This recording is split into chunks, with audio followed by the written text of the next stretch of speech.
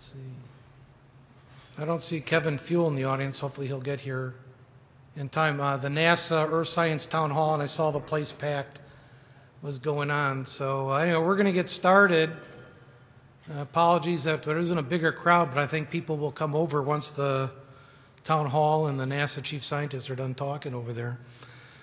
So anyway, let me welcome all of you to the session on geostationary satellite data generation. And my co-chairs for this are Michael Burnett and Robin Kraus. Robin's sitting over here. Michael's here to do the controls. And I guess without that, we'll introduce the first speaker, which is Joe Schmetz from Meteosat. It's me. Oh, I'm sorry, Michael's starting. Yeah, I came all this way. The introduction.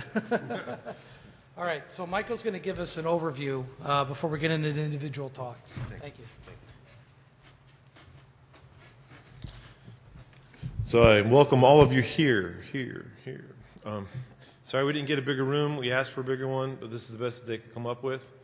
I do appreciate that you left all these chairs open in the front because I'm sure a lot of people are going to be coming really soon.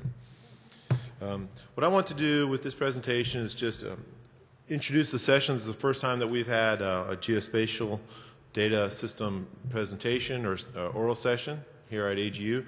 So what I wanted to do was sort of set the tone for what I hope that we can exchange as a community,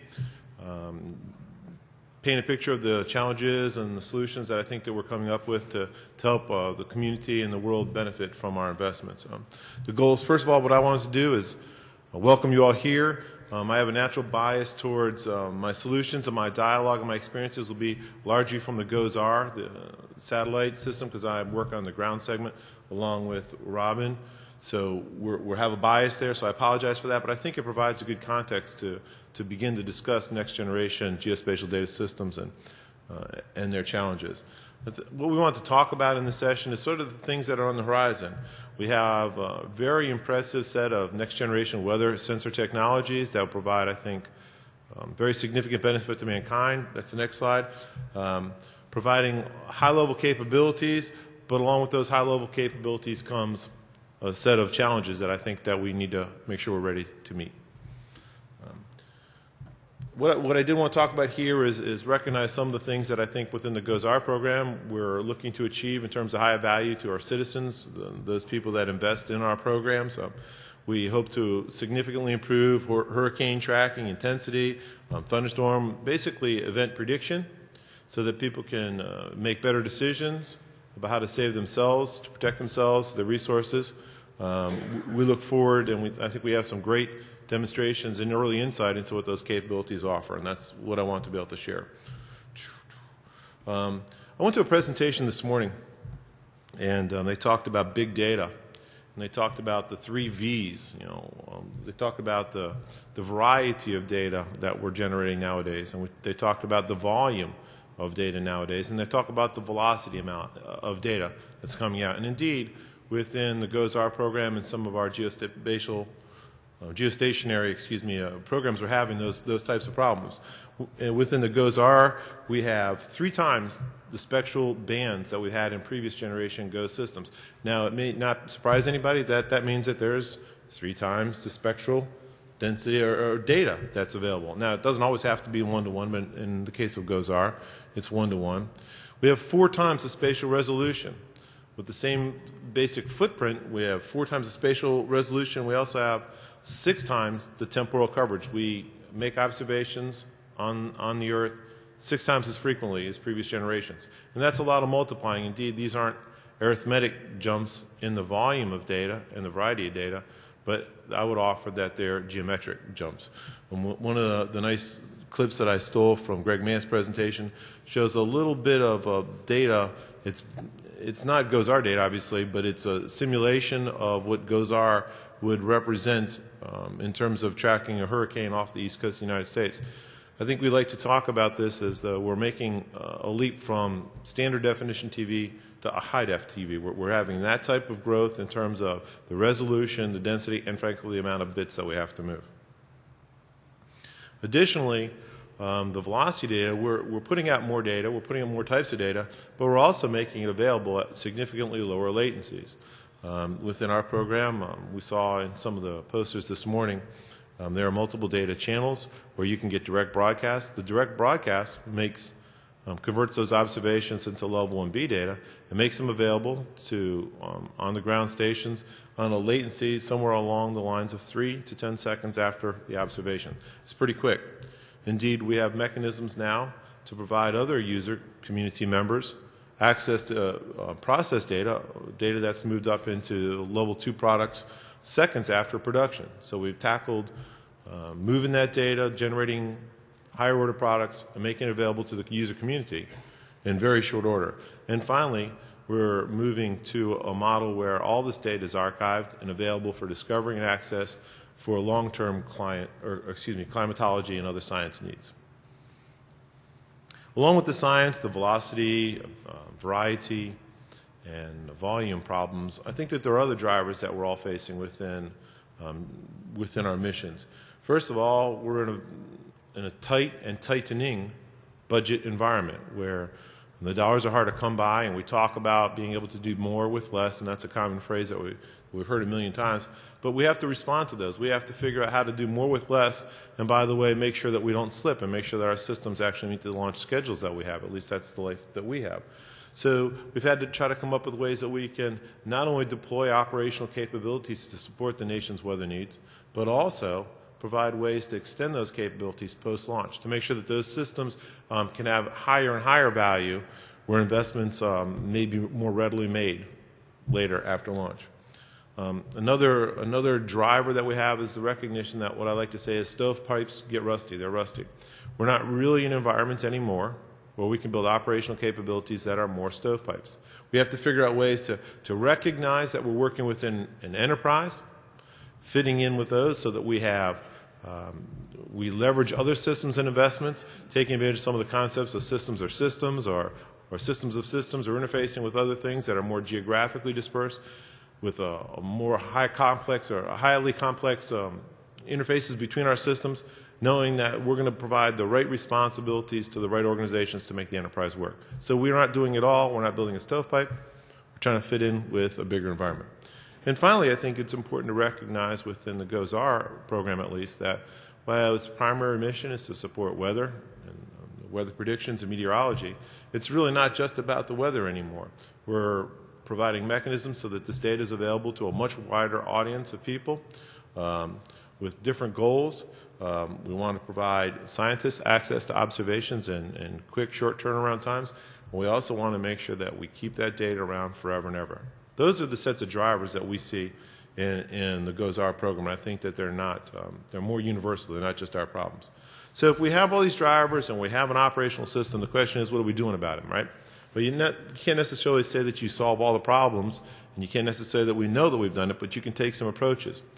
And what I see is that we've made responses in a number of different categories. For instance, we have some responses to these challenges in the system engineering, where we are deploying systems as though they're service-oriented or service-based projects, allowing flexibility and extensibility to be built in with the minimum perturbation to the operational capability. We're trying to leverage those other investments that NOAA, NASA, and our other agencies are making so that we can build upon them, leveraging them as part of this systems and enterprise view. We also are taking advantage of technologies that are very innovative. For instance, within GOES-R, I think there are some really innovative uses of memory management and allowing production of data to be done quickly and in a very tightly stacked time frame. So as one scene of data is produced higher, the next one can begin right below it or right beyond it before the whole data production chain is over with. We also, as I mentioned before, have supported now multiple data access where anybody who wants near real time can get that data from a direct broadcast exercise or a direct broadcast station. But we also have some short-term caching where you can get data in the order of single-digit seconds behind, and you can actually subscribe to that data to be delivered to you, along with our partnership with CLASS for long-term stewardship and archiving. Other advances that we've made, I think, are clearly in the product development and algorithm refinement. We have ways to continue to improve the algorithms and put them back into an operational capability. We've also addressed some of the social drivers that we have. Maybe you have them too, where we work with the broader community to do some early testing and collaboration and a significant outreach effort to educate our end user community about the capabilities and the systems that they're going to have available to them. And finally, at the end, we have a new suite of visualization tools that are available so that the data can be of higher value to a less expert user community. So in summary, what I'd like to offer is that I think that the next generation weather satellites, or weather systems, and geostationary information systems provide us an opportunity to serve in a much broader capability. They're more important than ever. They serve a much broader community than we're used to. These are exciting times. We have to face these challenges. And I was going to say I look forward to the posters, but since we already had the posters, I guess we're not going to look forward to it anymore. And hearing from our fellow speakers about some of their observations with how we can meet some of these challenges going into the future. All right? Thank you. 2, 1, 0. Yeah, about the lights? The withdrawn paper we're going to use Oh. for question and answer. Steve's going to talk about the withdrawn. Okay? Thank you.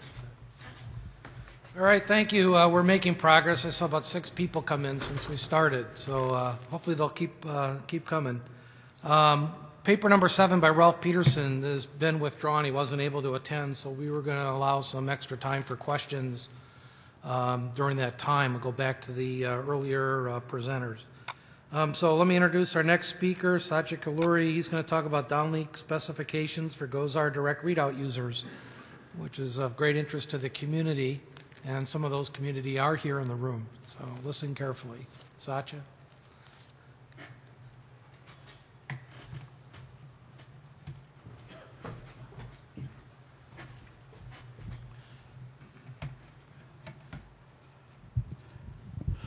Thank you, Steve. My name is Satya Kalluri. I'm the Products and Algorithms Lead for the GOES-R ground segment project. And I'm going to talk to you about the wonders of GRB once GOES-R is launched.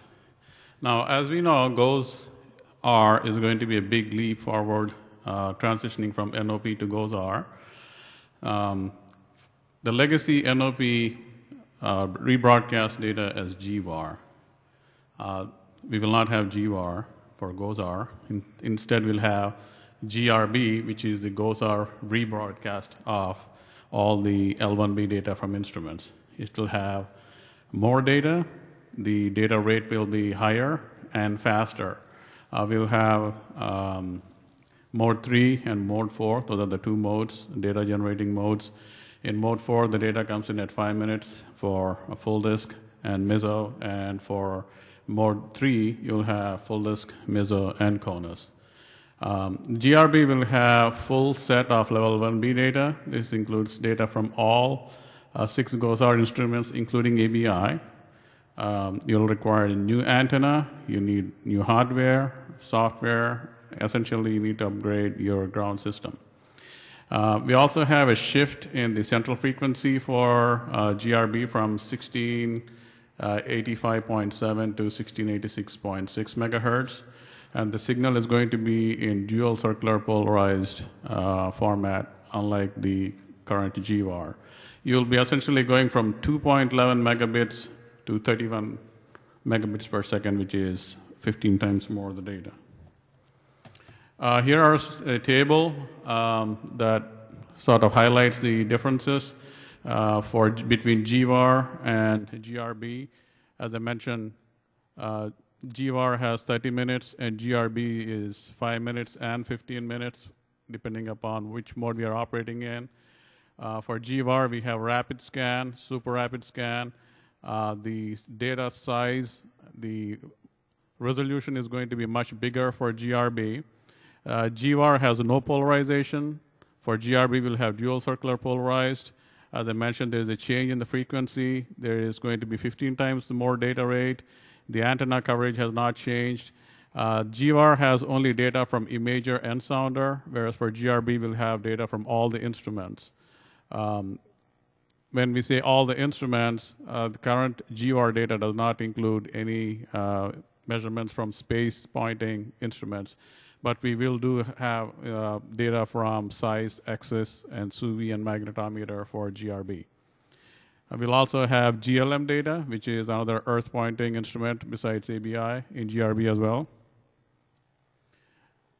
Here is the key information that is required for folks that are building the GRB receiving stations.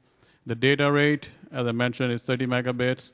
We are going to have data from, you need a downlink margin of 2.5 dB. This chart essentially gives you the link budget for your antenna system. The data set is going to be compressed losslessly, so the data is losslessly compressed. ABI and SUVI will have JPEG 2000 compression, and the GLM data is going to be compressed in SZIP. EXIS, SEIS, MAG data will not be compressed because by volume, those data sets are quite small. It's about 2 megabits per second within the 31 megabits per second. The outer format, frame format, is DVB-S2, so the signals will be sent as DVB-S2. And inside DVB-S2, once you unpack it, you will have the science data as CCSDS science packets. The coding is going to be in two modes, LDCP as well as, it's going to be in QPSK as well as 8PSK. This is the modem you required. And the two important numbers are the EB over NO. So for a given bit error rate of 1 times 10 to the power minus 10, that is the tolerance for your antenna, you need 3.7 dB for 8PSK and 3.9 dB for QPSK. So you can be assured that if you have an antenna that can tolerate a bit error rate of 1 of this number, you will be able to get this much signal for you to process the data without any faults. The G over T, this is called as the figure of merit for an antenna. This number, 15.2 dB per Kelvin at 5 degrees elevation, essentially tells you how sensitive your antenna has to be. So this tells you the sensitivity of your antenna. This tells you how much signal power you're going to receive if you have that BER. As I mentioned, the GRB is going to be dual circular polarized. We have LHCP, which is left-hand circular polarized, as well as RHCP, which is a right-hand circular polarized. Now, ideally, you would like to have an antenna that receives both LHCP and RHCP. But in case you cannot afford an antenna of that type, you could just get a antenna that collects only LHCP, and LHCP has all the legacy bands that GOES Imager has. So in left-hand circular polarized, we have a half-kilometer ABI 0.64 micron, all the 6 IR bands, and everything else is on the right-hand circular polarized. So the 31 megabits per second data rate is evenly divided between LHCP and RHCP.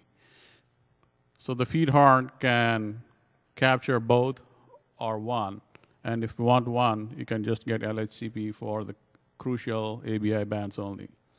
So the reason why this data set has been broken up into dual circularized is it ensures the load balancing between left-hand circular polarized and right-hand circular polarized. The GRB channels will have ABI, SUVI, GLM, other space pointing instruments like EXIS, MAG, and SEIS. You'll have information packets. You'll have metadata. You have QA flags. And you also have error correction. Now, given the specifications of the antenna that I just mentioned, ideally, this is the size of the dish that you would like to have. So what we have done in a project office is we have taken those measurements and modeled it. So what it is showing is that if you're at the equator, right underneath the satellite, you need a smaller antenna. But as you move further and further, you need a larger and larger antenna.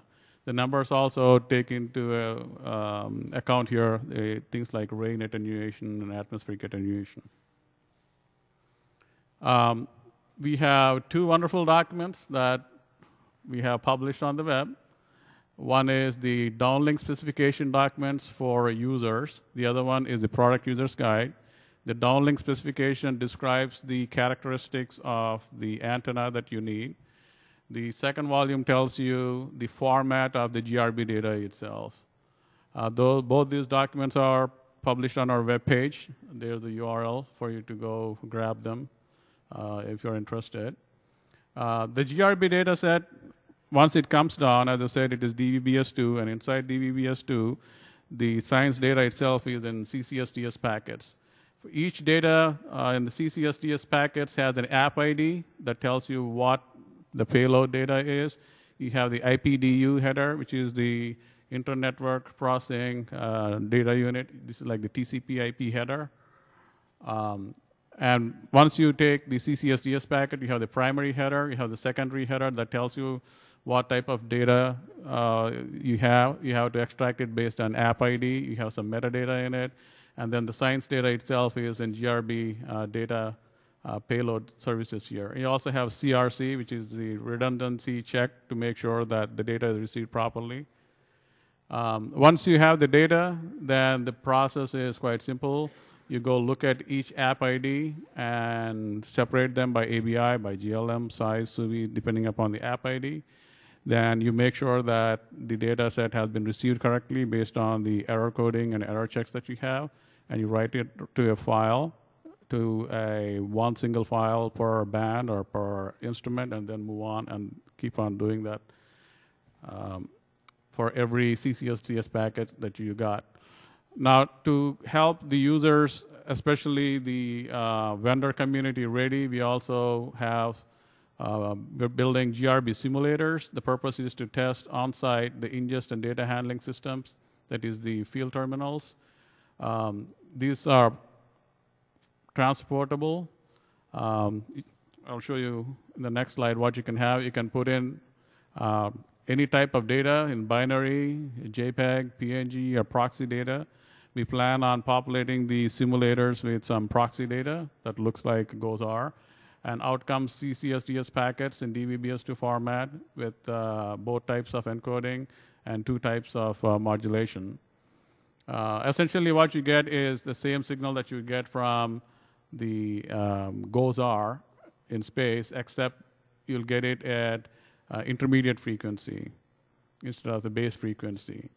So if you have a GRB antenna, this is how you would get the signal.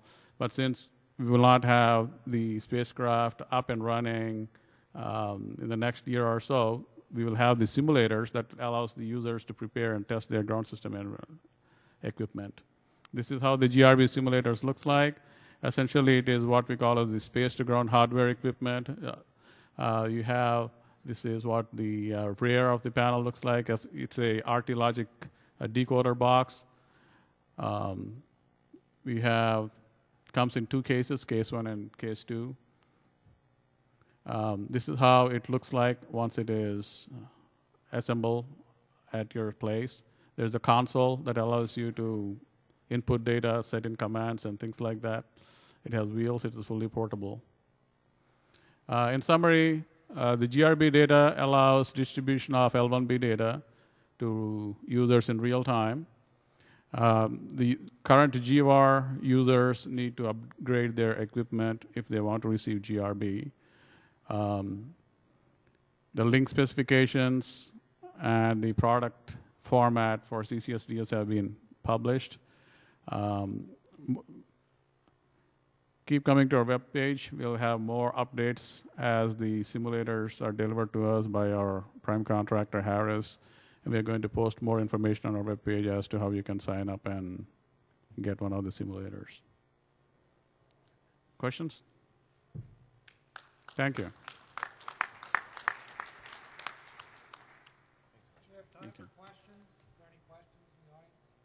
Yeah.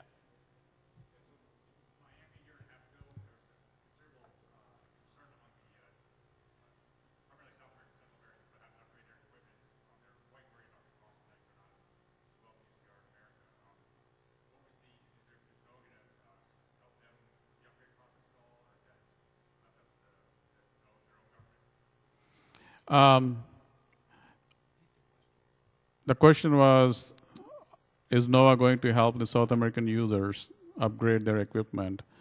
I am not aware of any plans right now, but at the same time, most of this data will be available by internet through PDA, so that is the other option of getting the data. Yeah, and also, we would expect industry to probably build an appliance that would take the data from the antenna and essentially dumb it down, if you will, so that it wouldn't have an impact, that's something that industry would have to pick up and take care of. Yeah, what Robin is saying is that there's an opportunity here for the industry to take the GRB data and create a light product that can be easily transportable other than through GRB. But that is a solution that is open for the industry. Yeah.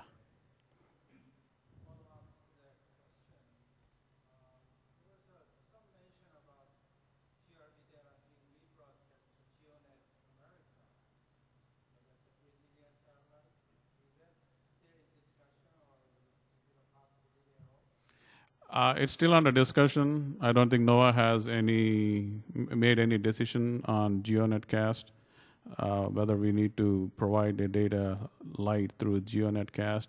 I know this topic has come up in the direct broadcast conferences in the past. I think NOAA is still exploring and open to ideas at this point. Thank you.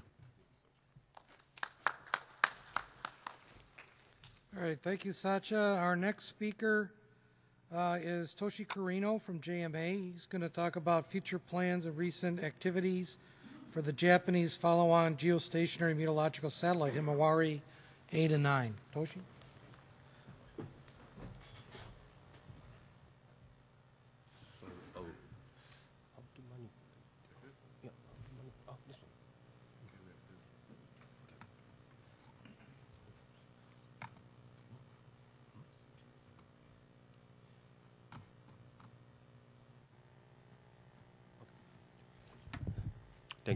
Thank you, Chairman. My name is Toshiyuki Kurino of Meteorological Satellite Center in Japan Meteorological Agency. It's a great pleasure and also honor for JMA to have this opportunity to provide the information about the Japanese follow-on geostationary meteorological satellite, Himawari 8 and 9.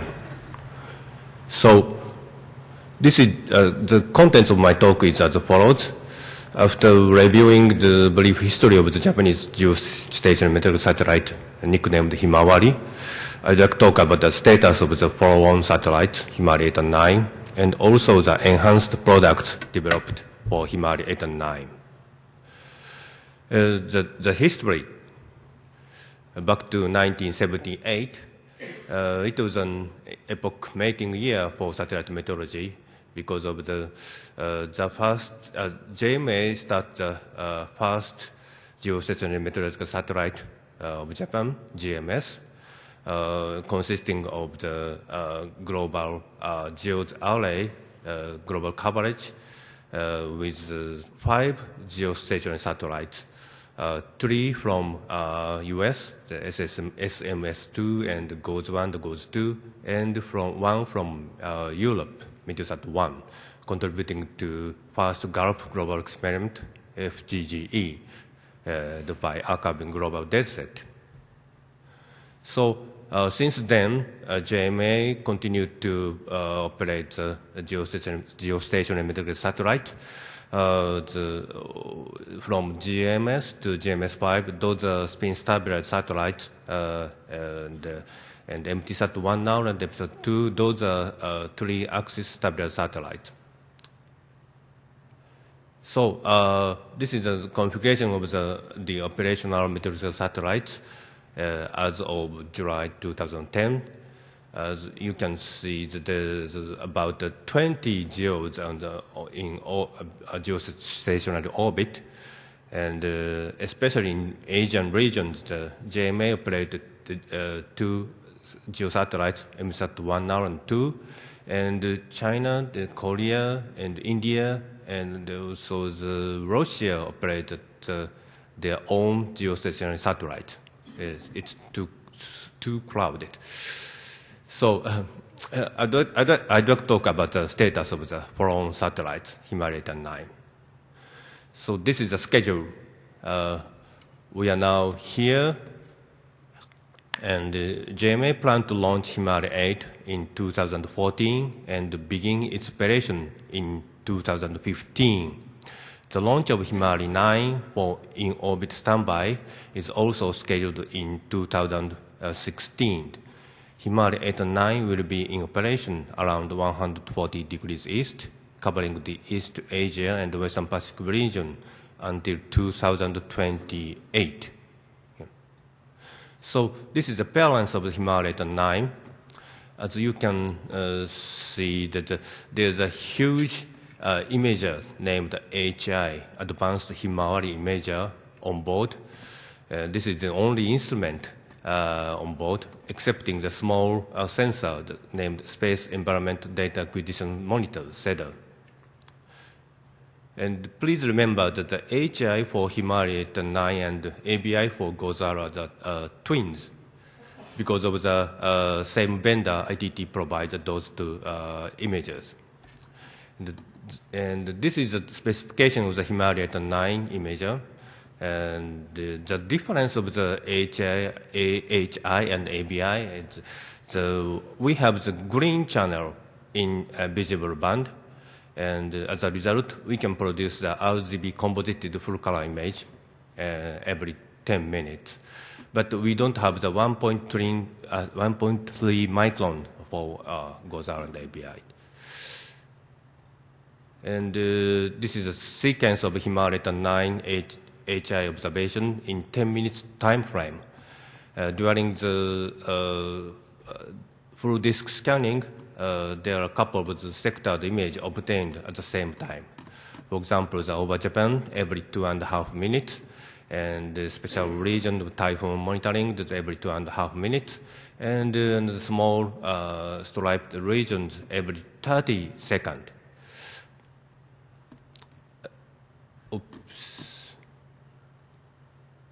This animation shows how HI observed the Earth. During the full disk scanning, the couple of the sectored image obtained at the same time, like this.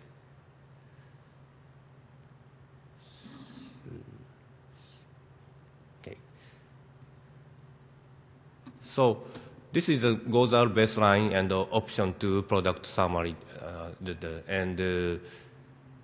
JMA will introduce GOES-R baseline products and localize over Japan and Western Pacific region, especially focusing on cloud properties and derived motion vector, the wind, AMVs, and also the volcanic ash.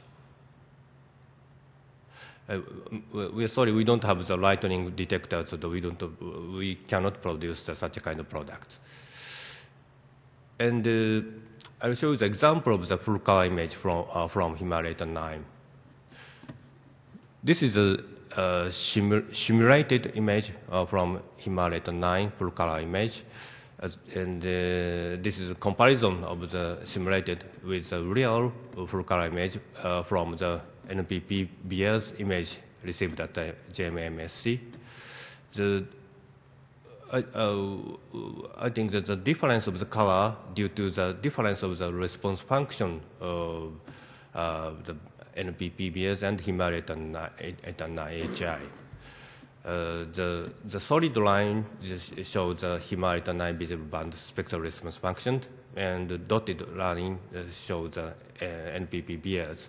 As you can see, in red region, the wider spectral response function is wider than the NPP, and in green channel, the shifted. And so as a result, the appearance is different in true color. So all those information provided through our JMA-MSC website. Not only the general information, but also you can get the spectral response function through our web page. Please visit our web page here. And also, we have planned to provide a simulated HI image for product development.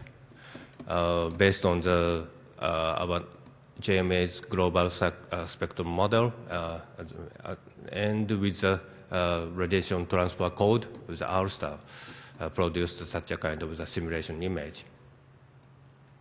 And we have planned to provide not only the plain atmospheric information, but also with the aerosol information or with absorption gases such as SO2 or ozone to be retrieved.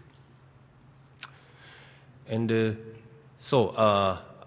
I'd like to talk about the advanced visible channel calibration validation for HI. So HI has onboard calibration target for visible and near-infrared bands, similar to MODIS solar diffuser. And additionally, JMA has planned to observe the moon for the calibration validation of visible near-infrared channels. And for the absolute calibration, it is expected to that ROLO, Robotic Lunar Observatory by USGS, will be provide the moon surface reflectance. It is expected. This is example of the moon observation taken by the MSAT-2 rapid scanning every 1 minute. So the summary of the Himawari HI observations, Himawari HI will provide the more spectral channels observations, the higher spatial resolution, and also the higher temporal resolution observations.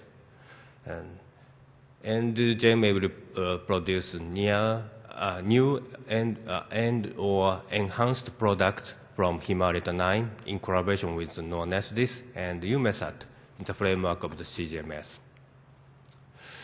So the rest of my presentation, I'd like to talk about the enhanced product development for Himawari 9, focusing on the development of nowcasting products from rapid scanning observation. The first one is nowcasting AMBs. Oops. So rapid scan AMBs are considered to be useful tool for the typhoon nowcasting for extracting low-level cloud winds in the data sparse area of offshore. This is a comparison with ASCAT, the scatterometer on board of a METOP satellite in the case of a typhoon. This is a match-up data set for the collocation of ASCAT winds and rapid scan visible AMBs. And this is a result statistics. This is the wind speed, and this is the wind directions. ASCAT wind directions well agree with AMB wind directions, but the ASCAT wind speed some kind of saturated due to the friction between the sea surface. So the result is very, very interesting, and also the promising pose in operational usage. And another one is detection of the developing convective clouds in initial stage. So this is an example of the rapid scan scanning over the northern part of Japan, and this is a ground-based radar and LIDAR. LIDAR is a radar lightning detection network of JMA. So as you can see that there's some possibility to detect the developing cloud before the raining or lightning. So detecting the developing convective clouds in initial stage before raining and lightning from rapid scanning observation. This is a possibility in this stage. So this is example of detection. Green colored cloud is identified as a developing cloud, and this is a result. And from the cloud area, A and B and C detected the developing cloud before lightning within 10 to 20 minutes. Thank you very much.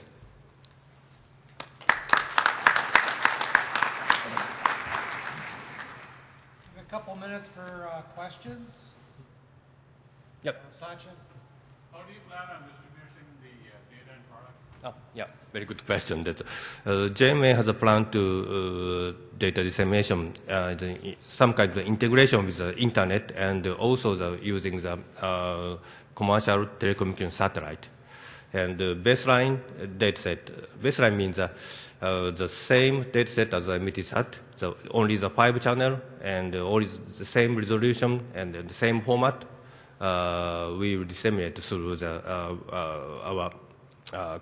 through the commercial telecommunication satellite, and all the data, full specification will be disseminated, be available via internet. We will provide the hosting server. You can get the data. Thank you. One more question? Back here?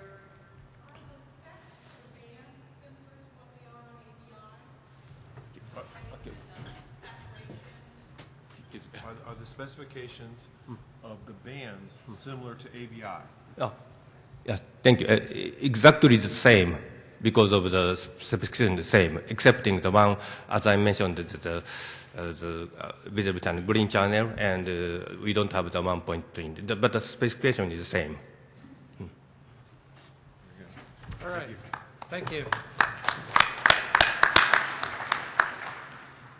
All right, continuing with next generation geostationary environmental satellites, we have Johannes Schmitz from Meteosat. He'll be speaking on development in the context of other future geostationary satellite observations. Joe? Thank you very much, Steve, and good afternoon, everybody.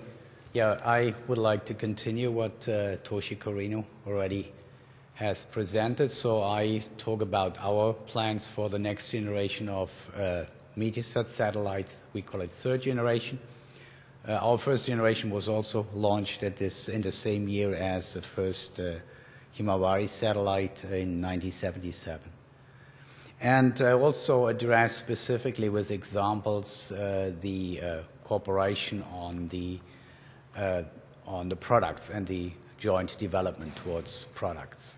So 2 slides on a content and a summary. I would like to recall and acknowledge that the MTG program, Meteosat Third Generation, is a joint development between EUMETSAT, so that's the European Operational Space Agency, and the European Space Agency, the development agency ESA. So if you like, the analogy is ESA corresponds to NASA, and EUMETSAT corresponds to NOAA NESDIS.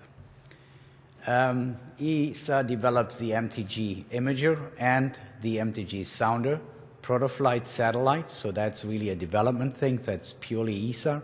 So you see there we will deploy a 2-satellite system. And then from that on, EUMETSAT procures the recurrent MTG satellites, and ESA is a procurement agent vis-a-vis industry.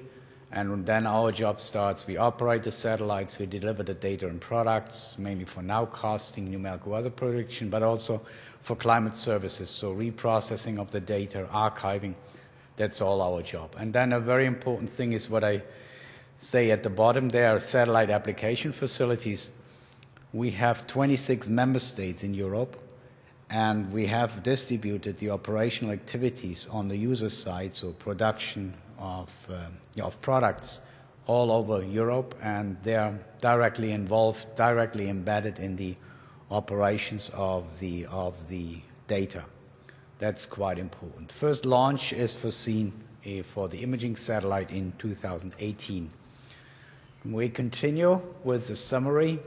Many of the operational agencies will soon fly advanced images. So you see, I concentrate in my talk on the imaging. And as we heard from Toshi Korino, JMA, they will have the ABI version of the AHI, the Himawari version of the ABI launch in 2014. Then the Chinese, they will fly their AGRI on the FY4, which is a 14-channel system. Launch is foreseen in 2015. The launch dates, they represent what was presented at the last coordination group meeting for meteorological satellites, which we had in the beginning of November, so it's pretty recent. Then NOAA, the plans are 15, you know. KMA has plans to fly the GeoComSat 2A with 16 channels in 2017. Then EUMETSAT we will follow in 18 with what we call the FCI, Flexible Combined Imager. And we shouldn't forget there are also Russian plans, the 10-channel instrument on Electro-L, the number 2. And launch was foreseen as early as 2013. So if that all gets realized, then the geostationary ring is extremely well covered with pretty similar instruments. So that will provide a basis for for consistent advanced operational products. And I will allude to examples in a given short time, just atmospheric motion vectors and volcanic ash. And at the bottom you see there's also a new avenue that has been pioneered by NOAA, by Steve Goodman and his people, lightning mappers, lightning images. FY4, the Chinese will fly a lightning mapper, then NOAA, GOES-R, and we will also fly on the MTG imaging satellite a lightning imager. So, briefly, a detail on the MTG space segment configuration. We have a twin satellite concept. It will be 3-axis stabilized. That's new for us. The current second generation is still spinning. So we will consult with you how you did it, because it's a significant change. The program has 6 satellites, 4 imaging satellites that we call MTG-I, and 2 sounding satellites, MTG-S. The payload is, I alluded to that, flexible combined imager, the lightning imager, and on the sounding satellite, I haven't mentioned that yet, we fly a hyperspectral infrared sounder. So what was also planned for GOES-R, maybe comes later, GeoMed-Watch is a possibility, and the Chinese on FY4, they will also fly a hyperspectral sounder, so to speak, a CRIS, an AIRS, or a YASI in a geostationary orbit. And we will also fly an air quality instrument, a UVN, visible near-infrared sounder.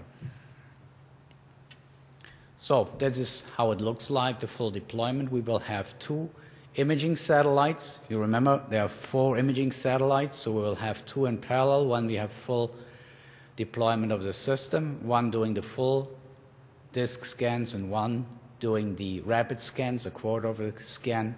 Full disk is also 10 minutes as it is for ABI and AHI, and rapid scan, when we do typically a quarter, we do that also in 2.5 minutes. And then we have 1 sounding satellite. So these are the missions in a little bit more detail. The flexible combined imager does a full disk in 10 minutes, and we have 16 channels, some with a resolution of 500 meters in the solar band, and most of the ones in the thermal infrared have 2 kilometers. The 10.8 channel has a 1 kilometer resolution. So a quite significant change compared to the second generation that we currently operate. And 1 satellite, the MTG-I2, will be in a rapid scan service, and it takes 2.5 minutes. And we do there, I mean, there will be a question probably again on data delivery. There's still an issue. The idea is that we deliver the 4 channels that were originally asked for, but of course we measure also with the other channels. So there is still an issue. Bandwidth is an issue. And I can't give a definitive answer today to that. Then the hyperspectral infrared sounder, you can get the full disk in 1 hour. So, and it measures the long wave infrared in 2 spectral bands, so that goes 700 to 1210, so to speak. That goes from the CO2 band, 13 micron, down to 8 micron, and then we measure from the center of the water vapor rotation vibration band around 6.3 micron into the CO2 band around 4.3. Then the lightning imager is on the imaging satellite, and the UVN will be together with the hyperspectral infrared sounder. Okay, so now briefly on the 2 products that we developed jointly. The first one is atmospheric motion vectors, And what I would like to make here as a take-away message is that there's been substantial progress on the quality and the impact of the atmospheric motion vectors, the wind products from the various geostationary satellites. So what we did under the lead of CGMS and the co-chairs, so I mentioned Jamie Daniels and Mary Forsyth and my colleague Regis Bord, they were leaders, and it was done various impact studies for 2 seasons at various numerical weather prediction centers. You see there NWP centers listed second row on the slide, ECMWF, Deutsche Wetterdienst DWD, GMA, Korean Met Agency, Meteo France, French Weather Service, Naval Research Center, and UK Met Office. And in a nutshell, do I have well, I can do it with a pointer. Here, it's a fine. I'm okay. I do it with the mouse. You see, this is the impact of the satellite winds. The atmospheric motion vectors, the big one, the small one are the scatterometer winds in the 2 different systems. This is ECMWF, and this is NRL, and this is the UK, right? You can't read it from here.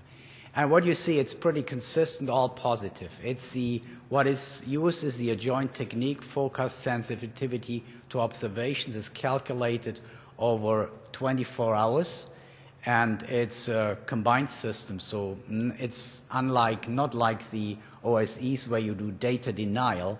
You have all the data in the system and you calculate the error reduction due to the individual system. So it's very significant for the atmospheric motion vectors. This here, the largest, just for comparison, is microwave sounding from polar orbits.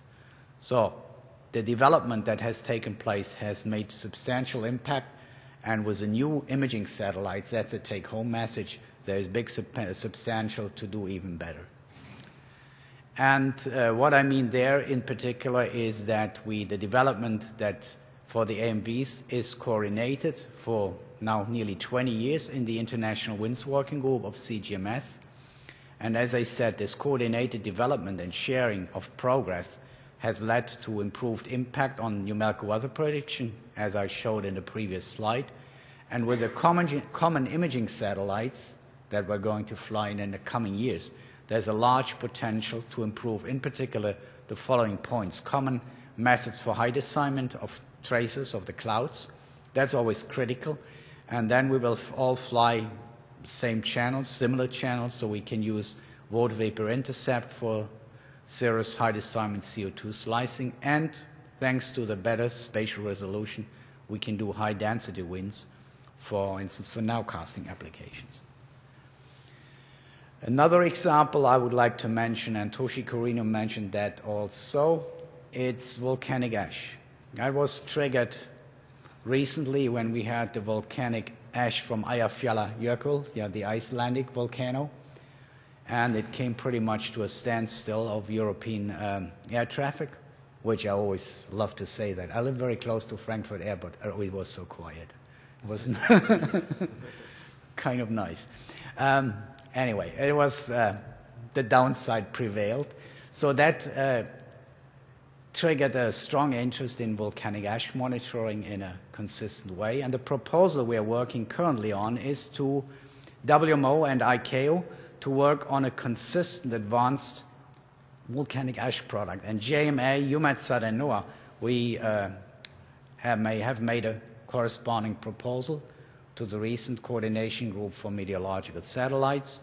And now we will follow that up. And the next example shows what is currently possible. We still do not have these advanced imagers with 16 channels. There is Severi on Meteosat with 12 channels. So there we can do something more advanced. But what we can do, we can use a method developed by Fred Prater on the basis of a split window. So just a 10.8 and a 12 micron channel. And this is what we have done at EUMETSAT. We have this algorithm and it's operational. And you see this is the ash cloud, this is Iceland. The ash cloud approaching then the UK, here Ireland, Norway. And on the right side, it's very small, but you see it's pretty close. It's validation with different aircraft and lidars. And that's a retrieval of the ash concentration using the two-channel approach, and you see it's pretty good. So the idea is now that we implement a consistent volcanic ash product with all satellite operators, and ICAO in particular is pretty thankful, and because it will help the volcanic ash advisory centers, because they all get same products, equally good, equally bad, and we will as operators, we will get feedback which will help us to improve further. Conclusions: Meteosat third generation will provide the continuity of current operational observations. The channels have been designed that way, but there's a large element of novel observations, the lightning imager, which will be flown on the GOES-R, and on the Chinese satellite, we will have a hyperspectral sounder and this air quality monitoring mission, which is also planned for other satellites. For instance, the Koreans have firm plans to have it on their COMSAT satellite. MTG will observe with a two-satellite system convection from cradle, the water vapor convergence we can see with the hyperspectral sounder, to grave. We can see the decaying clouds and thunderstorms with the lightning imager and with the imager. And MTG gives horizontal, vertical, and temporal resolution and resolved gradients of moisture, wind, and temperature. So with the hyperspectral sounder, we can say, simply speaking, for the first time we will be able to observe the changes in the water vapor on a time scale that is compatible with a spatial scale, which will be a breakthrough. We anticipate that it could lead to better precipitation forecasts through assimilation into non-hydrostatic regional models. Commonality of future advanced geostationary images, I addressed that many times, from the different satellite operators provides a unique basis for consistent products. I've shown two examples: volcanic ash, atmospheric motion vectors. There are many others. The different cloud products are an obvious one. And yeah, the last one is the two products I've mentioned. Thank you very much.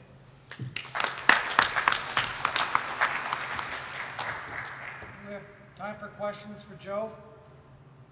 Way back there.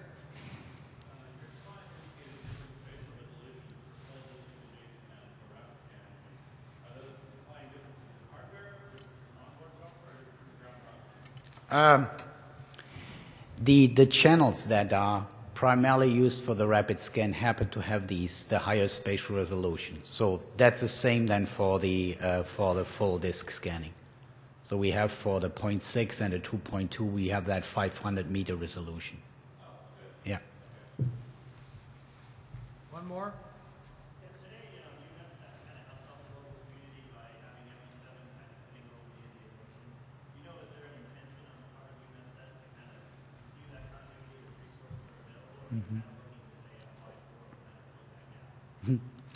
Yeah, it's a good question.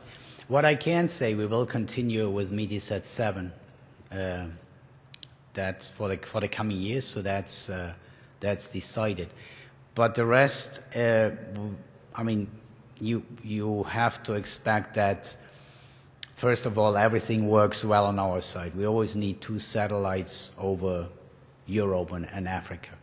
So when we have whatever 3, 4, let's say Meteosat second generation satellites, that's the absolute prerequisite to contemplate to moving a satellite of that type over the Indian Ocean again.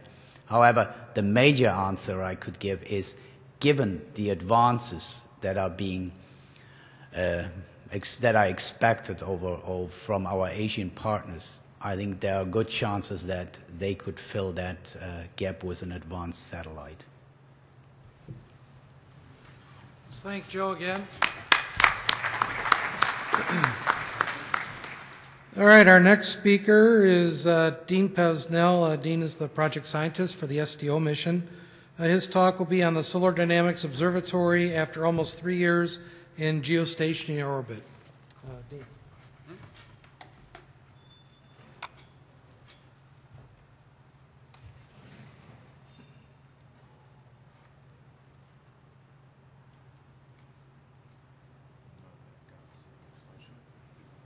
Yep. Can you go one up?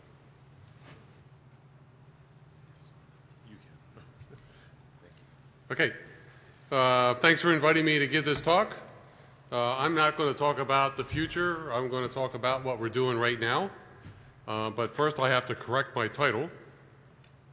We're actually in a geosynchronous orbit, and I have a very nice movie of our orbit. That's our satellite chasing its tail around the Earth. And this is our flight dynamics people giving us a simulation. I think we were studying eclipses at this point. So this is our actual data going into our movie. And you can see that we're inclined about 28 degrees to the equator. That's what you get if you just launch out of Canaveral, Cape Canaveral. And we just stayed in that orbit, and we basically move up and down, do our little figure eight around the longitude of our ground station in New Mexico. So we have 24-hour contact. We're a unique NASA mission. We have our own ground station, and we have continuous contact. And the reason we do that is so we can get the data down. And this is an example. This is the month of August as seen by this past year as seen by SDO. You should pay particular attention to, there it is, to this region right here. You can see it just, that prominent, and then the prominence reform, that's a prominence, that little dark line that you can see right there is a prominence. You saw it erupt, and then it reformed very quickly after that. We have unprecedented views of what the sun is doing. We take these are 3-color images. We take 7 different colors, and we can combine them in different ways to make these overviews and to study what's happening on the sun. It has led to about 1.5 terabytes of data per day into our ground system, and we now have produced about 100. We passed 100 million images in October. We're at about 110 million images now sitting in our database. It's freely available. You may look for UFOs on our data if you wish. People do find them all the time. I didn't see any on this one. They're typically little round spots around the edge, around the limb of the sun. Okay, I would like to, let's see. Okay, what have we seen? I don't have to talk about what we're going to do. I can talk about what we've done. And as soon as we open the doors up, we have one instrument. The instrument you saw there is an imaging instrument. We have another instrument that looks at the sun as a star. It's a spectrometer. And people realized that we had been misrepresenting the energy that came out of flares for a long time. That's pretty cool that within a couple of months of opening up the doors on your instruments, you've already seen something new.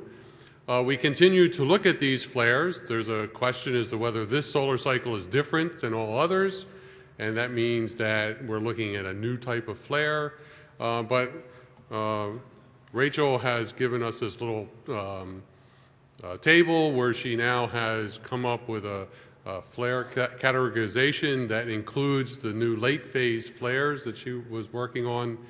And they went from 15%, so 1 in 7 used to be a late phase flare, and now that we're later in the solar cycle, it's dropped to 5%. So maybe it's not so much that it's a new type of flare, it's just that before people really worried about flares at solar maximum, and they were there all along. You'll notice we're still 16% unclassified. So it's not like we're doing perfect on our flares. The thing that we really like is being able to see the whole sun all the time. So we got together last June 2011, in Las Cruces, New Mexico, and while we were down there, the sun did this. There's a little tiny prominence at one point in the movie. It's sitting right here. It's just a little, you can see there's a thin black line at the beginning of the movie, and it erupts, and you would look at that little thing and not ever imagine it had that much material in it to come out and fly all over the sun. Now, if we look at this from another point of view, namely the stereo A, which is about 90 degrees ahead of us in our orbit, and so it's looking back at this, it doesn't see anything like this. It just sees a little puff of material coming out. So it's really nice to have multiple views. It's really nice to see things like this where the eruptions fall back onto the sun over a wide range of positions. These prominence eruptions are not localized little things like a thunderstorm. They're not like a hurricane where, the hurricane may be large, but if you look where that thing's erupting, it's going from somewhere in the southern hemisphere and landing up in the northern hemisphere. These are enormous solar, sun-spanning eruptions. But the thing I thought was pretty cool was, who cares about that big thing that's happening over there? We see that all the time. If you look over here at when they land, you see this dark material trailing into the sun, and what happens to it? It brightens up.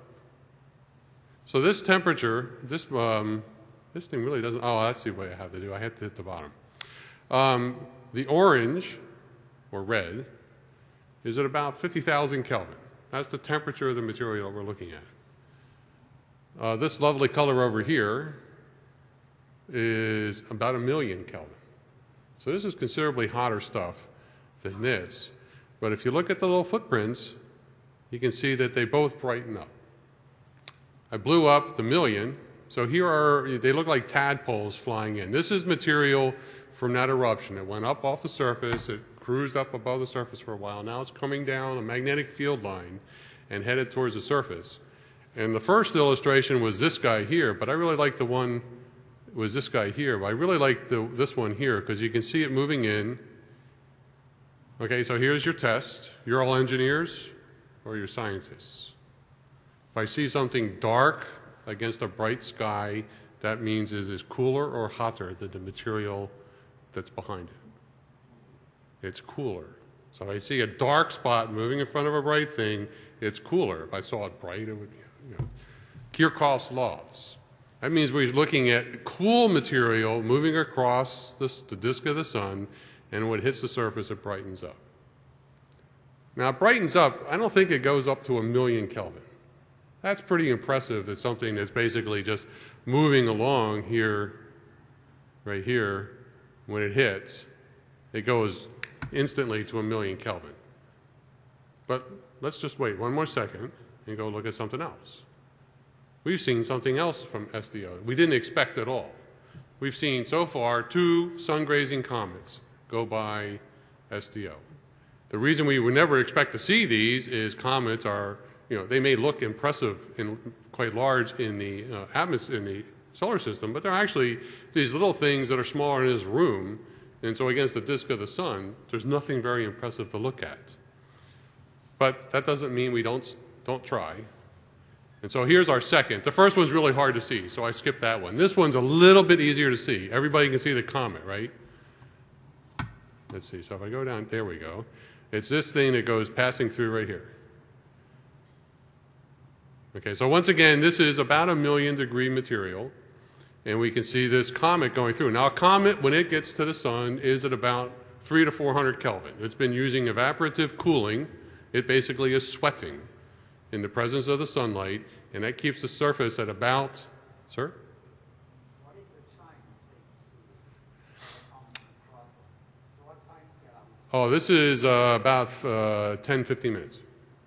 It's actually quite short. It only spends about an hour from crossing the equator of the ecliptic to go to perihelion, and it takes an hour or two to do that. So it spends 800 years going out to aphelion and coming back in, and then a couple hours to do the entire 180 degrees around from crossing to perihelion and back. Yeah, we do. The next one has times on it. This one we cut the times off.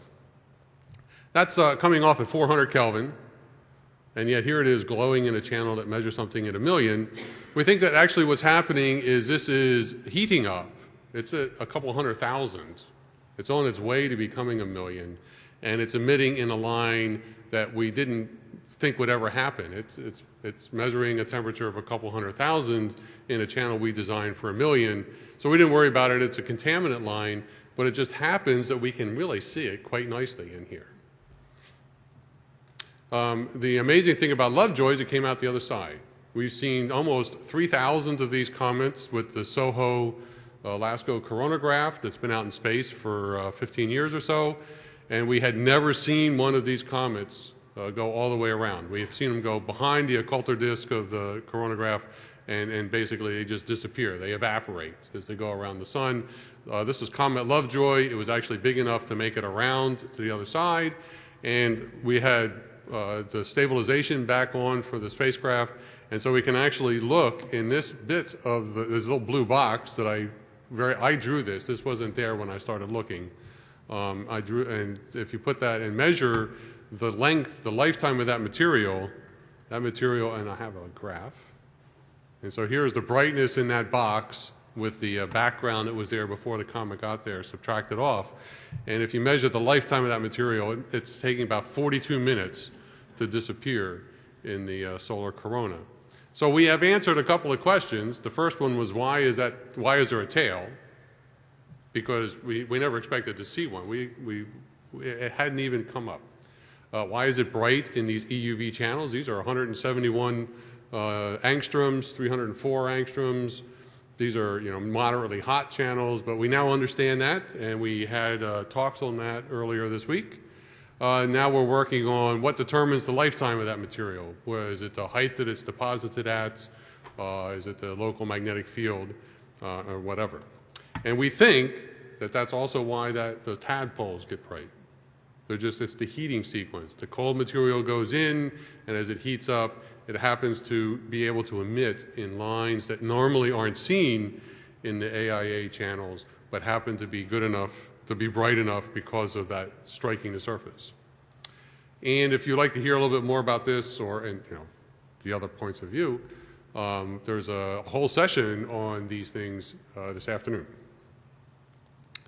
The one thing that we did plan for, although many of the public were surprised that we even knew it was going to happen, was a transit of Venus this past June, June 5-6. It crossed the UT midnight. We watched Venus move between the spacecraft and the sun. Now, it was pretty cool to watch. And we served 20 terabytes of data to the world at large as they watched with us as Venus did this. But the cool thing about this, for our point of view, and the reason we really wanted to emphasize this observation, was that this was a unique chance to measure the roll angle of our instrument. To a very high degree of accuracy, the sun is round, and we do not have continents. So we cannot look at the sun and measure the roll angle of the sun very easily. We admit that it's easy to look at the sun and get it in the center of our detectors. It's the brightest thing in the sky. But it's very difficult to know the roll angle. And this transit of Venus actually allowed us to calculate where Venus is and measure where Venus is on our plates, and then we can just take the difference and know what we have to do to tip the CCDs back a little bit. We actually do it in the software. We don't actually go up and tip the CCDs. And we did that, but I just thought I'd show you some of the data. There's Venus. It's a black dot moving across the sun. This was with our third instrument I haven't mentioned yet. This was with the HMI instrument. It's our helioseismic instrument. It is able to use the Doppler shifts measured at the surface of the sun to infer properties of the interior of the sun. These are fantastic observations that we can do. That's a 6-hour observation that you have to measure, and you can measure the point spread function of the instrument because you just say that Venus should be dark. Venus should be black. And you go in and now you take your point spread function prior, and you see whether or not Venus is actually made completely black. You can't really see anything in that one, but if you look at AIA, this is the 193 bandpass. It appears that you can see the limb of the sun through the planet Venus. And Mark Chung at Lockheed, if you watch it come off the limb, it actually looks like there's a ghost limb through the planet. Mark Chung took the point spread function, deconvolved these images with that, and actually Venus goes dark. So we think we know the point spread function of the instruments very well. We know this, so now we know the roll angle extremely accurately, and we learned the point spread function. And as another example, you can see that this is a picture of the moon. How do I get this guy to show up without a movie? Oh, there it is. This is a picture of the moon, and this should be completely black. There is no UV emission from the moon, and you can see that if I blow up this little section here, there's a little bit along the edge, and if we deconvolve this image with the point spread function, that would also go away. It's a very nice set of calibration maneuvers that we've been able, or moves that we've been able to do. Here's my summary. SDO has returned great data for 2.5 years, probably a little more now.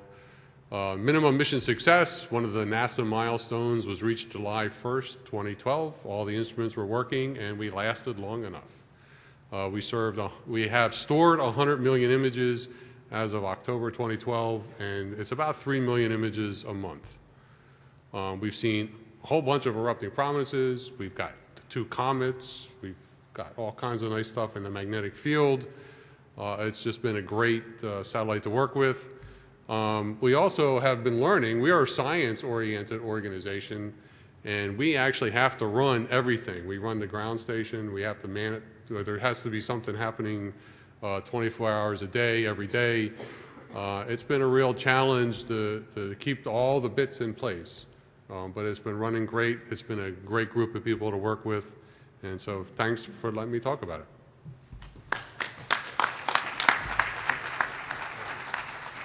All right, any questions for Dean? I find myself the imagery one more, spectacular. One more. To look at, so I think I'm going to go look at more of this stuff on their website. Unbelievable. Question, Satya? We are having SUBI, Right. identical to this on GOES-R. What do you expect to learn combination of SUBI and this together? Can you repeat the question? Okay, the SUBI instrument is being flown on GOES-R, and what do we hope to measure by using them in combination? SUBI is a different one. It has 6 surfaces within one telescope to measure the wavelength. We only have 2 surfaces within each telescope. We always find that it's a combination of all data sources that give us the most information about the sun. And so for now, until I know what the properties of SUBI are, I know that, I'll tell you, we combine data from everything. We look at the SOHO images in combination with SDO. We look at the stereo in combination with SDO. And it's always the combinations that tell us what make a better or more powerful than a single one by itself. It's just, there's no other way to keep track of these instruments. They're in space. We have some calibration capability, but it's really good to be able to see a picture from somebody else at the same time. All right, let's thank Dean again. There's one. One more question.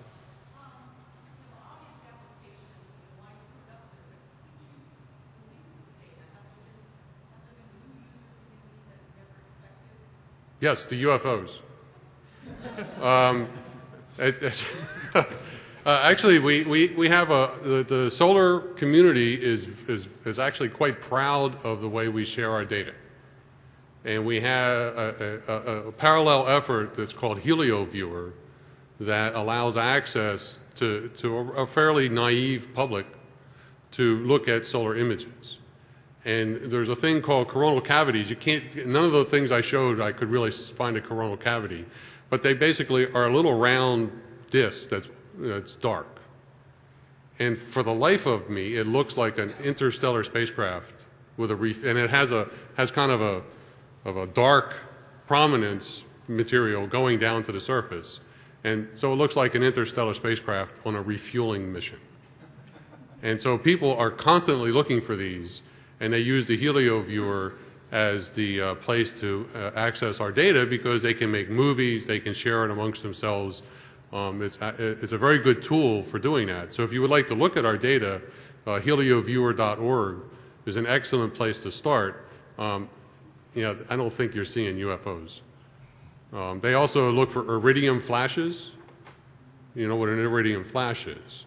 That's where one of the Iridium spacecraft goes, and from your point of view, it has a glint off, I believe it's the solar arrays, and allows you to see. It's actually very bright for a short period of time as it goes through the right optical configuration. And so they claim they're seeing iridium flashes from interstellar spacecraft. So that's not really science, but it's kind of fun to listen to. Dean, the instantaneous resolution of the AIA versus SUVI, about 10 times? I believe SUVI is a little smaller spatial resolution. They're smaller mirrors, so I think that it has. This is 0.6 of an arc second, about 400 kilometers resolution on the surface. I believe that SUVI is more like an arc, is more like a full arc second. Thank you. All right, let's thank Dean again. Our next speaker is Karen Dubey from C-Space. She's going to talk about preparing the direct broadcast community for GOES-R. So as Satya told you, we're having, with all this extra data coming down, certainly a challenge to be able to receive it, and Karen's company is one that deals with that. So Karen? Thank you. Oh, here, okay. Thank you. I want to thank the organizers for inviting me and C-Space to talk today. I'd like to also mention my co-authors in the audience is Dr. Hae-Young Shin, and then back in San Diego is Eric Baptiste and Kota Prasad. For those of you who don't know who C-Space is or what we do provide direct readout ground stations for acquisition and processing of the data that is available from satellites that directly broadcast their data. This image I kind of lifted from either NOAA or NASA, and then I kind of changed it a little bit. You'll see a lot of images like this because I figure it's my taxpayer money, so I'll reuse the images as I feel is best. So the only section of the GOES-R ground system I'm going to talk about today is the direct broadcast users and the ground stations that they will be able to use to receive GOES-R data. You may ask, what part of the chain does C-Space do for a user? And essentially, we don't provide the satellite and we don't provide what the user requirements are. But once the satellite is broadcasting, we do ensure that high quality data gets to our customers. We provide software that acquires and processes the data through to level 2. We also provide ancillary data, other items like visualization systems, ways to archive the data, and we do provide ongoing support for their system and long-term training. This is another nice image I took from NOAA that shows how since the late 1970s, the world has been receiving a nice array of geostationary weather data. And I put in a little plug here. C-Space celebrated our 30th anniversary this year, so you can see we were founded right around here with when GOES-4 was up. So according to one of my contacts at NOAA, just last week, she estimated that there's currently about 400 GVAR direct broadcast stations worldwide, which would really be Western Hemisphere. And approximately 100 of those are in the United States.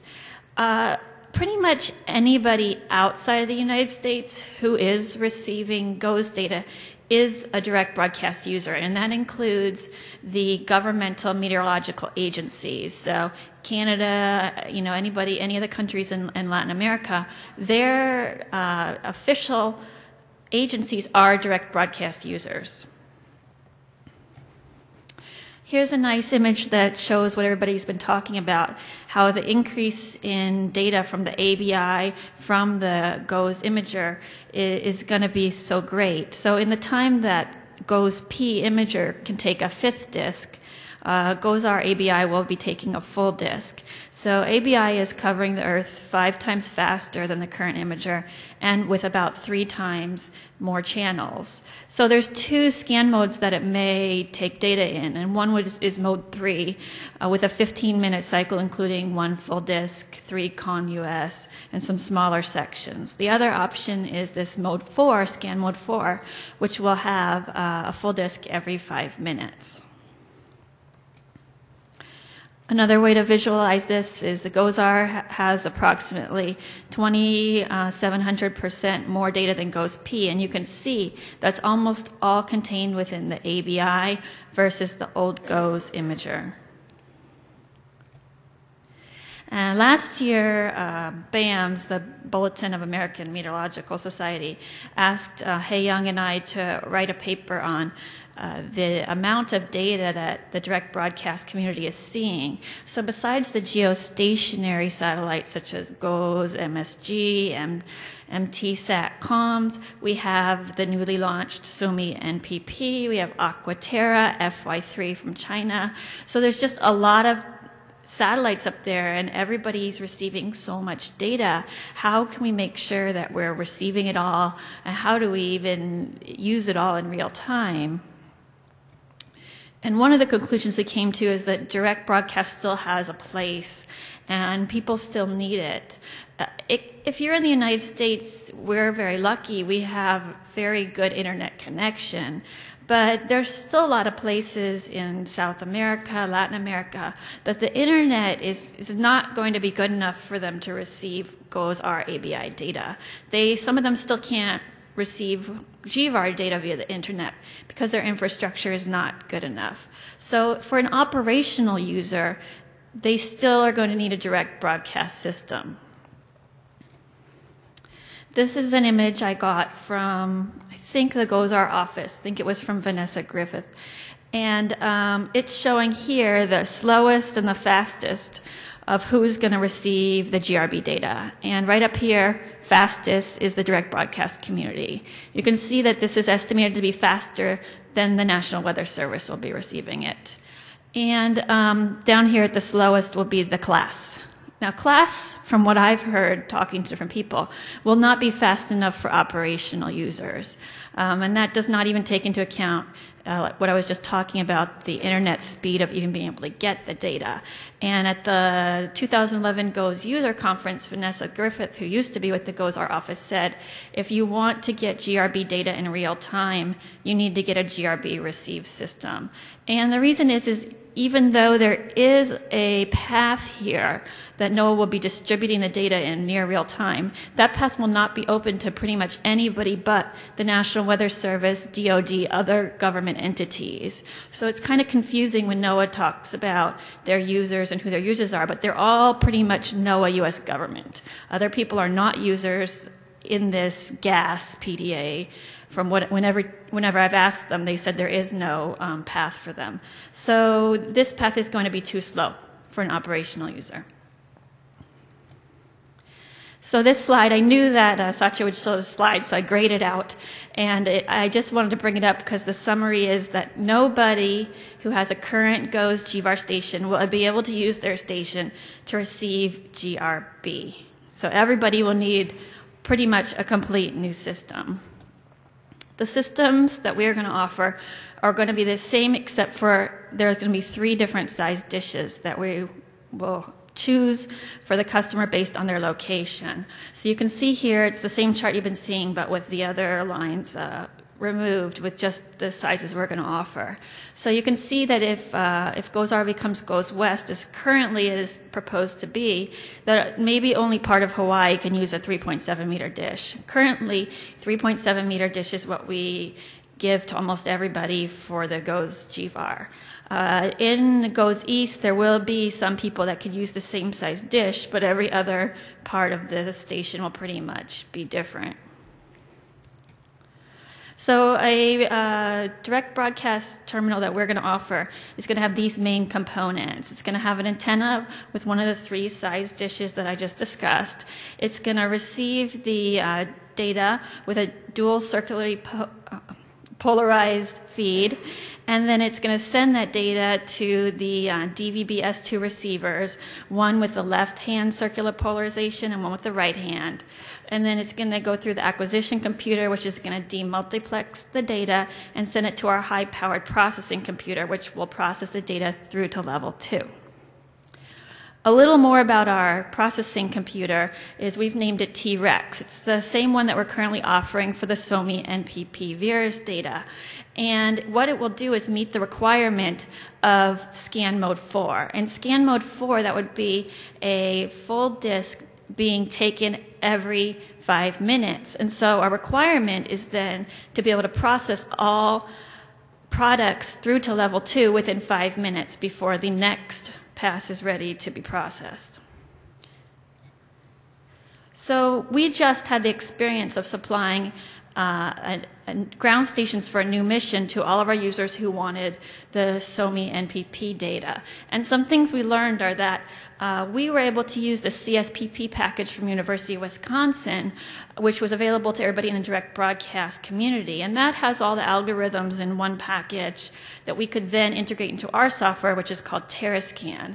This is a real necessity for the direct broadcast community. Currently, I don't know of a plan for GOES-R, NOAA, NASA, somebody to fund something like this, but it's really needed by the community, and I really hope that by probably about a year before launch that they have some sort of plan to provide something like this upon launch. This was how we were able to get the SOMI NPP processing to our customers in such a fast time. And it would be a shame for NOAA and NASA to spend so much money on GOES-R and then not have anybody but the National Weather Service using it. In order to have other people using it in a fast amount of time, they need to provide something like this. Another thing we learned is even though we knew we were going to be getting CSPP, we didn't know, and they didn't even really know, the processing requirements for that. And so we had underestimated the processing computing needs for this. And so some of our customers who had bought their systems early were a little under ready for this. So we're now going to offer a large computing power right off so that we can meet their requirements. We also found that some customers who want to process the data are not essentially direct broadcast users. They don't have a station. So they're either receiving their data from another direct broadcast station or they're receiving it from class as a researcher. But they do want to use our TerraScan for processing, and they want to, TerraScan's nice because they could use their own algorithms and do research with it as opposed to just using whatever algorithms are in TerraScan already. And so we will again offer just the processing component as a black box that they can hook up and use themselves.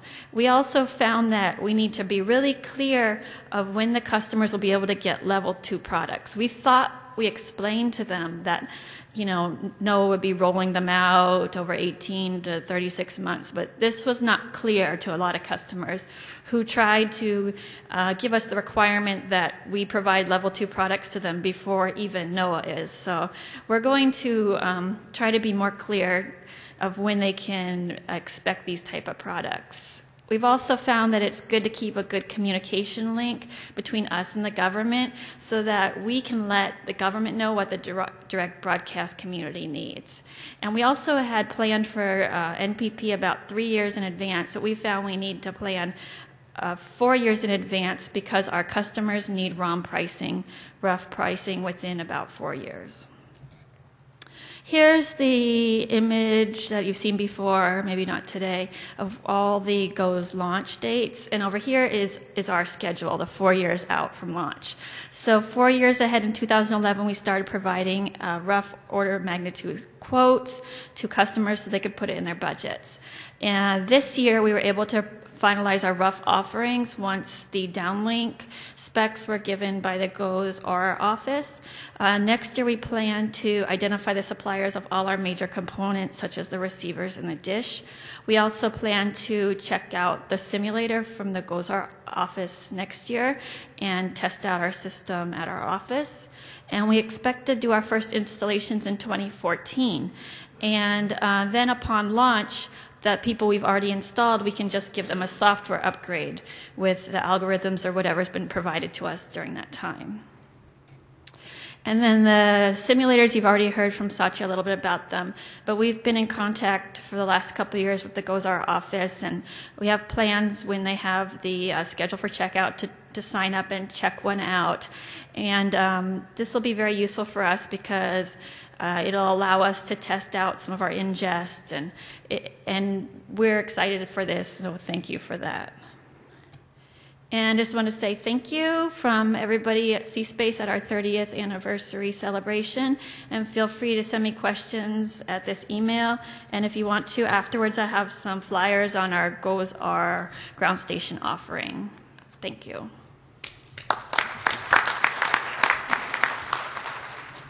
Questions for Karen? Matt?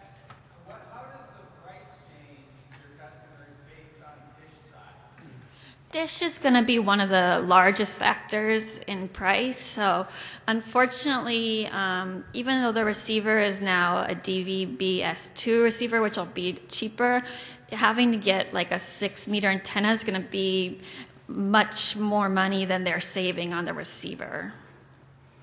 So the kind of the order of magnitude, I'm thinking anywhere between 50 to 100% more it'll cost them to get a GOES-R station, depending on their size, than it did to get a GVAR station. Other questions? Back there? How can your customers buy these ground stations when they don't know when GOES-R will come into operation? Yeah. As I understand it, it will replace GOES-West. From what I hear, it will replace GOES-West. I've heard a lobbying group of people trying to ask for it to replace GOES-East, and maybe people here know better than me. So it's a little bit of a risk. You know, you don't know if it's going to be GOES-West or GOES-East. It'll work for either one. And then also, it might go into checkout. So what we're telling people is you'll be able to use it that whole 18 months, whatever it's being in checkout. But we suggest that people keep their GVAR station working during that time, and they can be simultaneously pulling in the new GOES-West and the old GOES-West. And a lot of people will just like having it during that time, whether it gets put in storage for another year or not. I don't know if that answers the question. All right, let's thank Karen again. Yeah, right now our schedule is 6 months of post-launch checkout. Launch readiness date is still October 15. Operations in 2017. One might imagine when we do post-launch checkout with having good user readiness and people able to use the data right away that maybe we'll be told to leave it on. That's sort of my wish, but that's not the official position of the Commerce Department. And we'll see how that all plays out. How are we doing on time here? So we have, I mentioned Ralph Peterson wasn't able to attend, so before our next speaker, looks like Gary Jedlovic is going to speak for the next talk about how you integrate some of these data and test it with users. Do we have any questions for the previous speakers, except for Dean, who I saw leave, and Joe stepped out. I don't know if he'll be back in, but is there a question for Satya or Toshi or Karen that you wished you had asked? Robin has a question. I have a question for Karen. Could you stand up, Robin? I will. So for our GRB receiver, we're just replacing the feed horn and using the existing dish. Have you looked at just an option here you can just upgrade the feed horn? Well, there's just a few people in maybe South America, Central America, who goes east that could keep the 360. Could you stand up, Karen? Maybe they can hear you back behind you. We can replace for some people that already have a big enough dish. Most people are not going to have a large enough dish. Also, if we do that, when are they going to take their system down? If they're operational, they can't afford to take their system down. And then when will they actually do it? They won't get to use it during the checkout period because they didn't want to actually do that upgrade until they were sure that the salvage had switched over. So it's kind of a risky maneuver for us to start taking apart their old dish. It's an option, but I don't think it'll save that much money. Any other questions before our last speaker?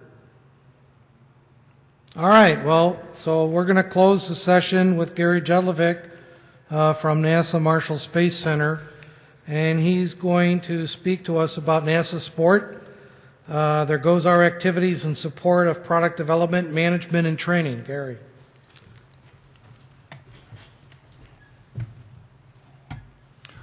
Thank you, Steve. I realize I'm about the only thing that stands between all of us and the beer break, so I'm going to try to be brief so we can go forward here.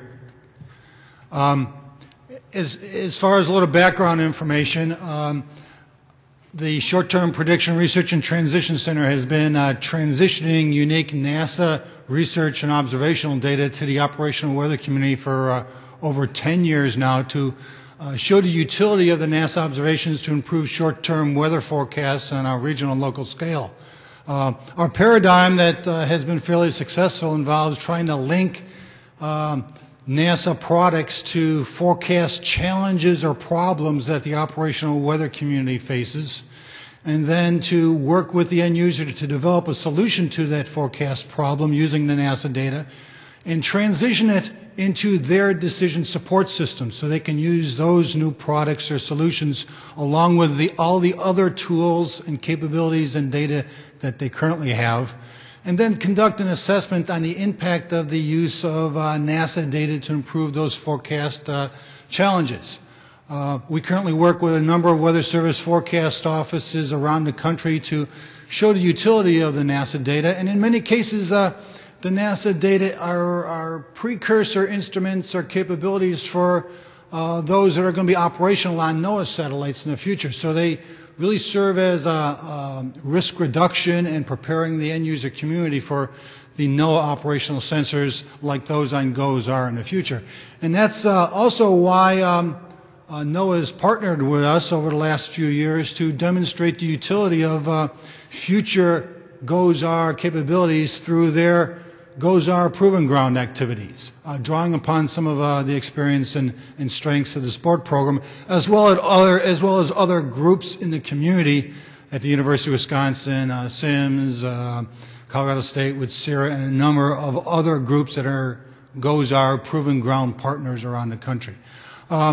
Just for further clarification, the Proving Ground activity really looks to demonstrate future capabilities of the GOES-R systems using, since we don't have GOES-R data now, proxy or simulated data in some cases that demonstrate the capabilities of the GOES-R, ABI, and GLM instruments in particular. So what I want to just talk to you today for about 10 more minutes is how we at NASA are using MODIS and VIRS, for example, to generate proxy and simulated products for ABI, and also using some ground-based lightning measurements to simulate or develop proxy data for the geostationary lightning mapper, and some of the training and assessment activities that are going on in our contribution to the Proving Ground activity. So GOES and VIRS data, because of their unique spectral characteristics and high spatial resolution, can be used to simulate or replicate or even serve as proxies for a lot of the GOES ABI channels and products derived from those channels. You know, as indicated there, and you've learned from earlier talks as well as some of the posters earlier today, you know, the ABI has 16 channels, 2-kilometer resolution in the infrared, 500-meter resolution in visible, and as we just heard, in some of the basic modes, you'll even be able to get full resolution data every 5 minutes continuously. Well, MODIS and VIRS data provides very high resolution in near real time from direct broadcast systems like we just heard, and they can be used as proxies for ABI, but they don't have the temporal continuity that forecasters are used to getting with the GOES instruments now, and will be available at GOES-R. And when we first started transitioning MODIS data to Weather Service offices and talking to forecasters about it, they got really excited about the spectral capabilities and the spatial resolution. And the first thing I'd ask is, how do we loop it? And we had to gently tell them that it's on a polar orbiting satellite, and you know, depending upon the situation, you get 2 or 4 passes a day.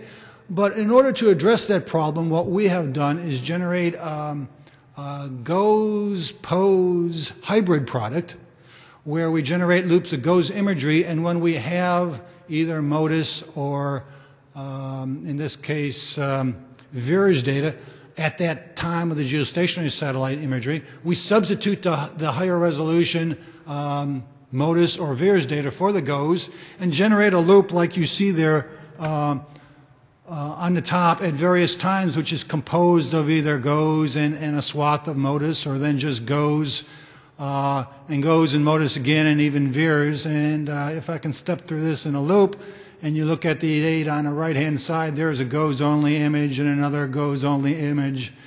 And then you have a GOES and MODIS image where the GOES data is there in the middle, and we have 2 passes of MODIS on the right and left.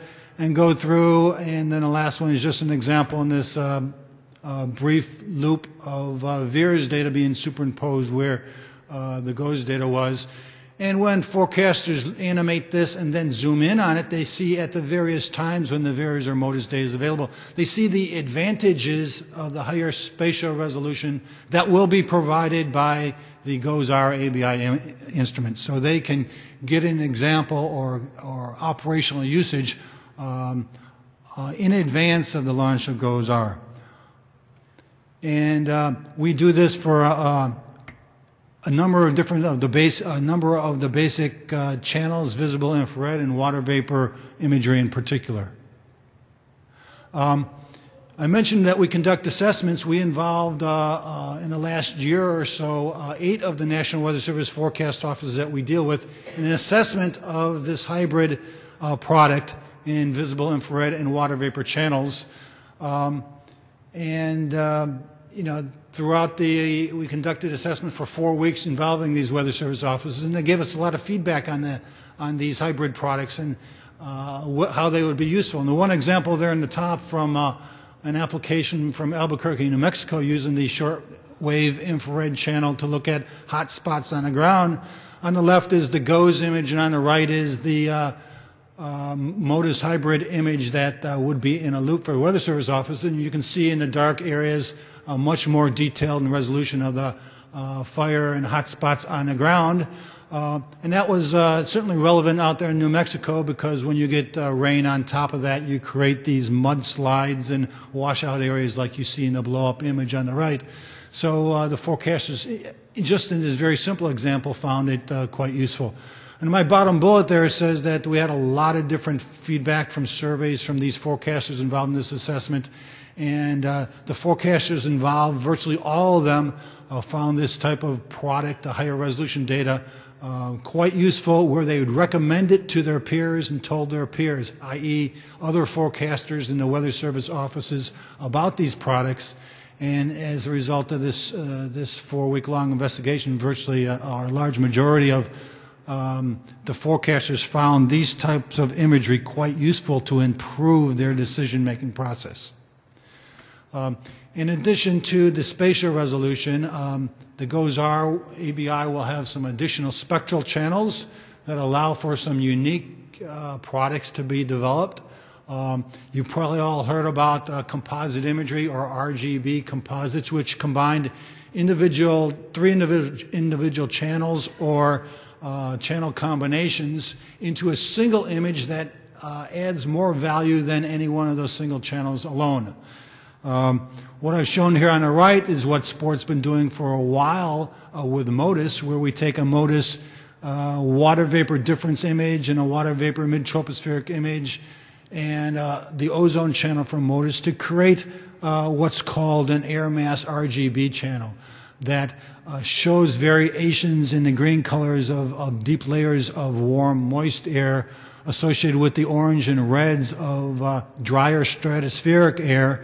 And this is used quite extensively by not just Weather Service forecast offices, but some of the national centers to really understand the dynamics of storms. Well, this type of product's been used for a while in the European community. In fact, we've borrowed a lot of the expertise and capabilities that Joe's team and EUMETSAT in Europe have applied to the MSG and the Severi instrument to create a whole suite of RGB products that take advantage of the multispectral capabilities. And we basically apply those same types of formulations and recipes to MODIS data and made that available to Weather Service forecast offices so they can get a glimpse of the type of imagery will be available from GOES-R. We've also done that just like EUMETSAT has done with the Severi instrument that you see the loop of in the lower right. And we make that product along with a similar product from our colleagues out at CSU, which is derived from the GOES sounder channels. Products like this are also made available to the national centers, and in particular OPC, HPC, and the National Hurricane Center for monitoring and understanding dynamics associated with hurricanes and tropical storm development.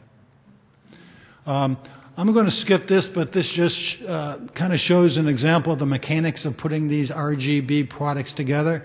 One of the challenges with the current Weather Service decision support system is they don't have the ability to display a lot of different colors. So when you're creating these RGB composites, you have to do some manipulations to the data, whether you're going to bring it into the AWIP system, which can view 254 different colors, or the even more limiting NAWIP system, which can only display 95 different colors. We're fortunate that future decision support systems for the Weather Service will have some greater flexibility.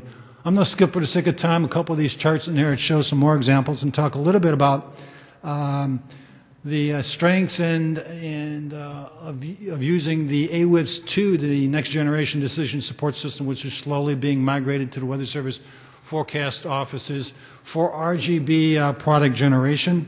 This is just an example of a high-resolution MODIS image in the AWIP system.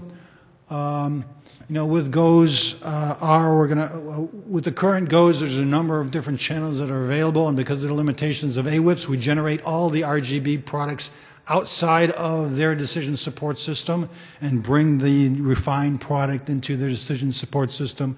With GOES-R, all the data at highest resolution is going to be available in the decision support system AWIPS 2, and therefore you'll be able to create a lot of these RGB products right in the AWIPS 2 environment itself. That's not without complication, and we're working, the support program's working with the GOES-R Proving Ground product to really develop this experimental products development team, which looks at the best way to display some of these RGB products in the new AWIPS 2 environment.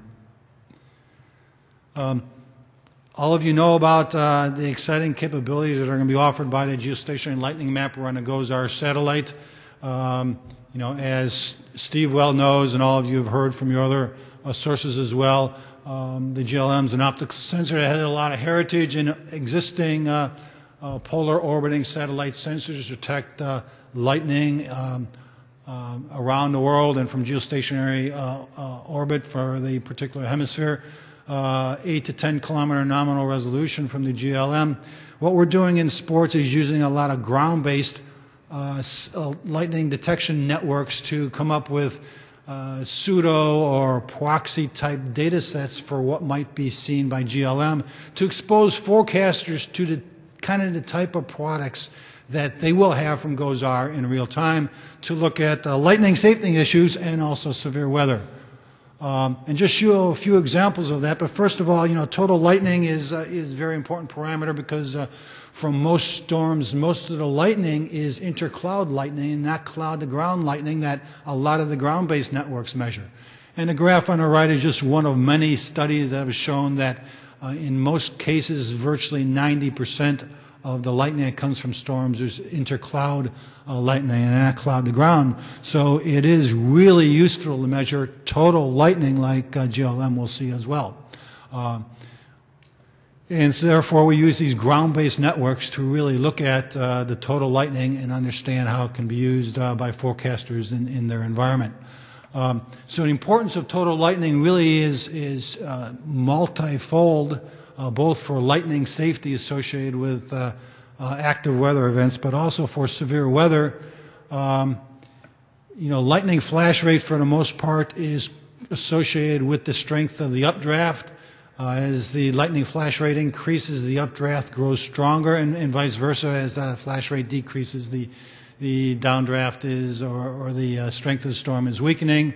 And this is really a concept behind a lot of studies that have looked at a lightning jump algorithm that basically associates rapid increases in total lightning flashes with the occurrence of severe weather. And you can do this with the total lightning signatures.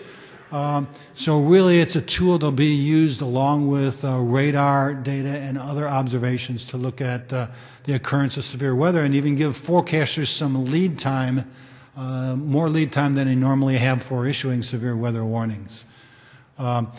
One of the advantages of AWIPS 2 is going to allow developers to write new applications or plugins to manipulate data in the AWIPS 2 environment. One of the ones that we've demonstrated with total lightning measurements like would be done with GLM, is a lightning tracking tool, which is basically a tool that forecasters can interact with to track the time rate of change of lightning flashes associated with a particular storm, the radar reflectivity here on the right, and the total lightning data is a function of time here, and have these tools display graphical displays that shows a function of time. These actual lightning changes with time, or the lightning jumps, and therefore forecasters won't have to look at and qualitatively evaluate the changes as a function of time in the lightning flash rates. This tool can be integrated with these data sets so that they can quantitatively see that and make decisions about the severity of the storms a lot quicker. With all new products, it's important to make sure that the end users understand how to use them. Sport is very much involved in developing a variety of training modules, both for our NASA applications as well as for the GOES-R proving ground activities. Forecasters and operational users of these types of products, they all learn in different ways, and therefore one type of training module doesn't or isn't appropriate for all the situations. So we develop a variety of different training modules that are focused on, in this case, total lightning, products derived from the ABI, the hybrid imagery, some of these RGB composite products. And we work together with the end users to develop these training products, and that focus on either teletraining with the experts or web-based products that are also in a learning management system. And what I've shown here also is a quick guide that forecasters can use and have right next to their workstation that provide a quick explanation for the various products. So in conclusion, since my time is up, let me just kind of summarize here that SPORT is using current capabilities from MODIS and VIIRS to combine with the GOES to develop this hybrid product that replicates some of the capabilities of future ABI instruments. We're also showing some of the utility of some of the unique spectral channels to develop and implement these RGB products using some of the expertise that has already been established in the community. We're leading efforts to demonstrate the utility of some of these total lightning products and their use in operations for severe weather forecasting. And we provide training in a number of different forms to educate the end users on the future capabilities of the GOES-R, ABI, and GLM sensors. Thank you. All right, thank you, Gary. We know that it's break time, so we'll end the session here. Let's thank all our speakers. If you have questions for Gary, you can come up and ask for the break. Thank you.